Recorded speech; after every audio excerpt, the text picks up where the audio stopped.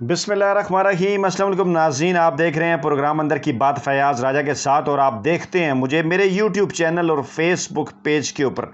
वो दोस्तों कहते हैं कि जजेस अगर अपनी मर्ज़ी के हों तो इंसाफ भी अपनी मर्ज़ी का लिया जा सकता है। और पाकिस्तान में आला अदलिया के हवाले से कुछ तारीख़ ज़्यादा अच्छी हमें नज़र नहीं आती, क्योंकि ख़ास तौर पे शरीफ ख़ानदान पंजाब के अंदर और मरकज़ की सतह पर अदालतों से जिस किस्म के रिलीफ हासिल करता रहा है, और जो टेलीफोन कॉल्स और जो सबूत मौजूद हैं कि किस तरह से मुखालफिन को सज़ाएँ सुनाई जाती रहीं और किस तरह पूछ कर इंसाफ किया जाता रहा, वो हमारे अदालती निज़ाम के ऊपर एक सवालिया निशान है। आज की वीडियो इंतहाई अहम है, बड़ी ब्रेकिंग न्यूज़ आपके सामने रखने जा रहे हैं। और बड़ी ब्रेकिंग न्यूज़ ये है कि सुप्रीम कोर्ट में मर्ज़ी के 3 जज कौन लाना चाहता है, और बड़ी अदालत के 13 जजेस की मर्ज़ी क्या है, और काजी फ़ाइज़ ईसा इन दिनों क्यों परेशान हैं। इस हवाले से तमाम तर तफसीलात आपके सामने रखेंगे। पहले ये जान लीजिए कि हुकूमत जो है वो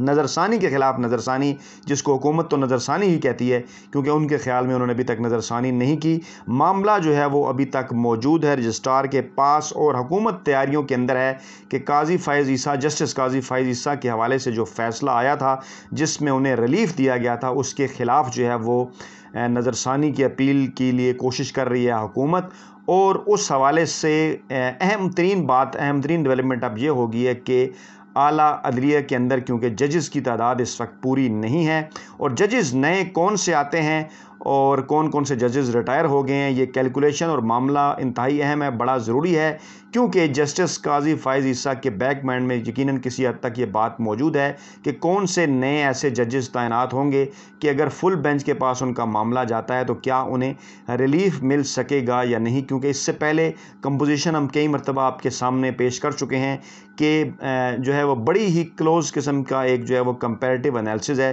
कि एक जज इधर से उधर हो जाने से जो है वो जस्टिस काजी फ़ाइज़ ईसा साहब का जो मामला है उनके ख्याल में वो बिगड़ सकता है। तो इस हवाले से जो तफसीलात हैं वो आपके सामने रखते हैं। इस वक्त जनाब सुप्रीम कोर्ट के अंदर सिचुएशन ये है कि आइनी और कानूनी तौर पर आइन का जो आर्टिकल 176A, 175A, 176 और दीगर जो आर्टिकल हैं उनके मुताबिक जनाब जजेस की, पाकिस्तान में सुप्रीम कोर्ट के जजेस की तादाद जो है वो 17 होनी चाहिए, लेकिन इस वक्त 2 वैकेंट हैं, यानी कि 2 जजेस मौजूद नहीं हैं। और नवंबर 2020 से ये सिलसिला शुरू हुआ जब जस्टिस काजी फ़ाइज़ ईसा का केस भी सामने था। फैसल अरब नवंबर 2020 में रिटायर हुए, और फिर मंजूर मलिक फैसल अरब वो जज थे जिन्होंने बड़े सख्त रिमार्क्स दिए थे जस्टिस काजी फ़ाइज़ ईसा के ख़िलाफ़। फिर मंजूर मलिक अप्रैल 2021 में रिटायर हो गए। फ़ैसला जो है वो मार्च के एंड पे आ चुका था, और ये वो जज थे जिन्होंने जस्टिस काजी फ़ाइज़ ईसा के हक़ में अपना फ़ैसला तब्दील कर दिया था। अब मुशीर आलम, जो कि जस्टिस काजी फ़ाइज़ ईसा के करीब समझे जाते हैं और माजी में उनके फ़ैसले ये बताते हैं कि वो अलाइन है जस्टिस काजी फ़ाइज़ ईसा के फ़ैसलों के साथ, वो 18 अगस्त को, यानी आज से तकरीबन 10 एक दिन बाद वो रिटायर होने जा रहे हैं। तो 15 की बजाय जनाब तादाद जो है वो 14 हो जाएगी, यानी 3 जजेस की जो असामियाँ हैं वो खाली हो जाएंगी। अब ये मामला जो है वो बड़ा समझने का है कि ये जो 14 जजेस बाकी रह जाएंगे, इनमें से अगर जस्टिस काजी फ़ाइज़ ईसा को माइनस कर दिया जाए, क्योंकि अगर उनका केस आता है इन जजेस के सामने तो वो खुद तो नहीं बैठेंगे, तो जजेस की तादाद जो है वो 13 हो जाती है। और फिर वही मामला है कि देखना पड़ेगा कि 6 और 7 जजेस कैसे, किस तरफ जो है वो जो है उनके रिमार्क्स क्या थे और उनका फ़ैसला जो आखिरी आया है वो क्या था। इसलिए मामला जो है वो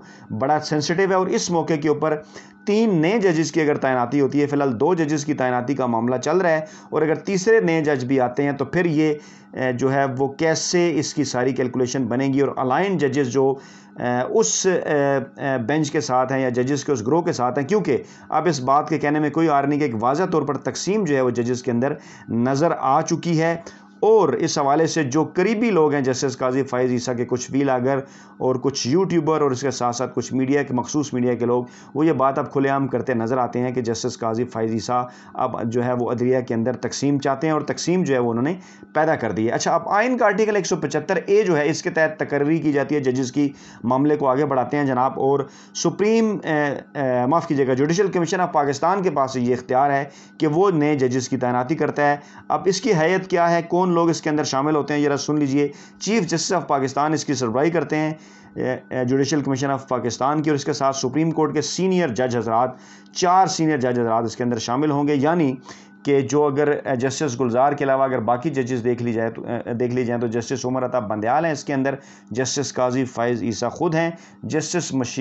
مشیر عالم ہیں جو کہ ریٹائر ہونے جا رہے ہیں، اور جسٹس مقبول باقر۔ یہ سینئر ترین ججز ہیں جو کہ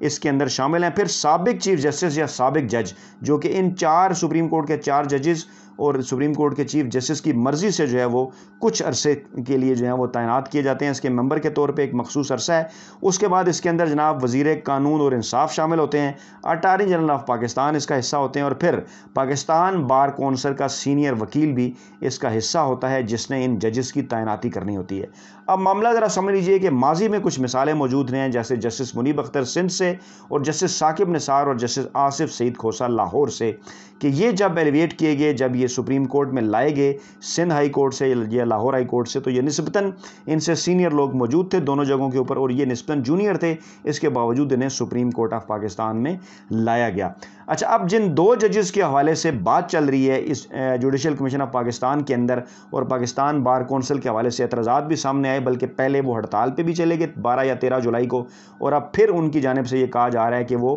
اعتراض کے طور پہ جو ہے وہ جسٹس مشیر عالم کے حوالے سے جو اس وقت جو الوداعی تقریب ہونی ہے، جسٹس مشیر عالم جو ہیں وہ کیونکہ ریٹائر ہونے جا رہے ہیں 18 اگست کو، تو ان کے حوالے سے جو الوداعی تقریب ہونی ہے اس میں پاکستان بار کونسل نے شرکت نہ کرنے کا فیصلہ کیا، اعلان کیا۔ وجہ کیا ہے؟ وجہ یہ ہے کہ جوڈیشل کمیشن آف پاکستان کے سامنے جو نام آئے، اور ان میں سے ایک نام انہوں نے فائنل کر لیا، بلوچستان ہائی کورٹ کے چیف جسٹس جمال خان مندوخیل، ان کے متعلق فیصلہ ہو گیا، ان کو سپریم کورٹ کے اندر لایا جائے گا۔ اسی طرح سندھ ہائی کورٹ کے جسٹس محمد علی مظہر کے حوالے سے judicial commission of Pakistan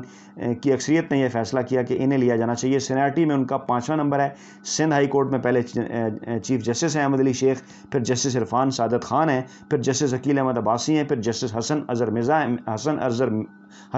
Mirza ہیں، اور اس کے بعد پھر جناب سندھ ہائی کورٹ کے جسٹس محمد علی مظہر ہیں جن کو لانے کے حوالے سے بات کی جا رہی ہے۔ اب معاملہ یہ ہے کہ آج سپریم کورٹ کو یہ کہنا پڑا ہے ایک اعلامیہ کے مطابق جسٹس مشیر عالم کی جسٹس محمد علی مظہر سے کوئی رشتہ داری نہیں، کیونکہ پاکستان بار کونسل کی جانب سے یہ تاثر دیا گیا کہ چاہے جسٹس مشیر عالم سے محمد علی مظہر کی کوئی رشتہ داری ہے، اس حوالے سے غلط تاثر آیا۔ سپریم کورٹ نے اعلامیہ میں کہا کہ یہ غلط تاثر ہے، اور افسوسناک امر ہے کہ ججز کے وقار پر سوال اٹھایا گیا ہے، اور اعلامیہ کے مطابق جسٹس محمد علی مظہر کی سپریم کورٹ میں تقرری سے متعلق 28 جولائی کو جوڈیشل کمیشن کا اجلاس ہوا تھا، اور قطعاً جو ہیں وہ رشتہ دار نہیں ہیں جسٹس مشیر عالم کے۔ اخبارات میں اس حوالے سے جو شائع ہوئی ہیں خبریں، ان میں کوئی صداقت نہیں ہے۔ اس سے پہلے بار کونسل کی کل سٹیٹمنٹ آئی کہ وہ محمد علی کی سپریم کورٹ میں تعیناتی کے وہ مخالف ہیں، انہوں نے کہا کہ تعیناتی منظور نہ کرے، اور جو ہے وہ سول